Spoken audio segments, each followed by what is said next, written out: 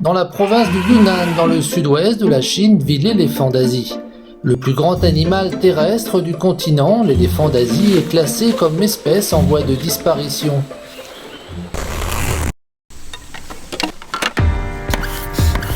Ahimsa est venu au Xishuangbanna en 2016 pour étudier le comportement des créatures et une meilleure façon pour les humains de coexister avec leurs voisins géants.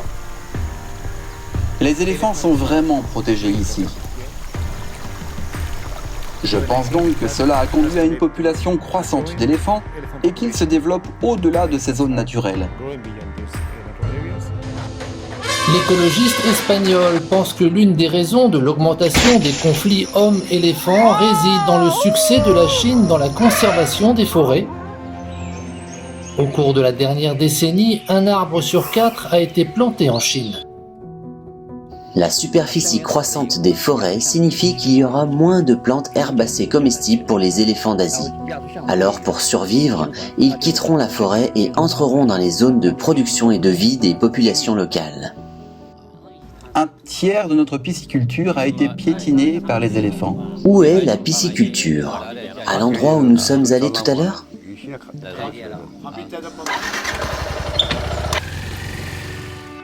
Les caméras infrarouges sont des outils importants pour surveiller les éléphants. Nous installons des caméras le long des itinéraires qu'ils fréquentent. Une fois que nos caméras infrarouges ont capturé des images d'éléphants, en 10 à 15 secondes, nous envoyons les informations au village proche de l'endroit où ils ont été repérés.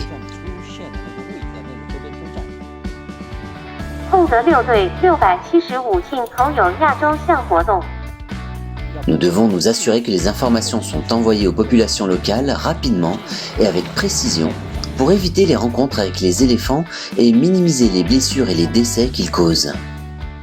La Chine est pionnière en termes de technologie, notamment dans ce type de télécommunication. Je pense donc que, dans ce sens, nous avons accès à des outils technologiques qui ne sont pas disponibles ailleurs. Si nous sommes capables de développer des outils qui fonctionnent ici, que ce soit sur le plan technologique, politique ou institutionnel, ce genre de leçon peut être transféré dans d'autres pays.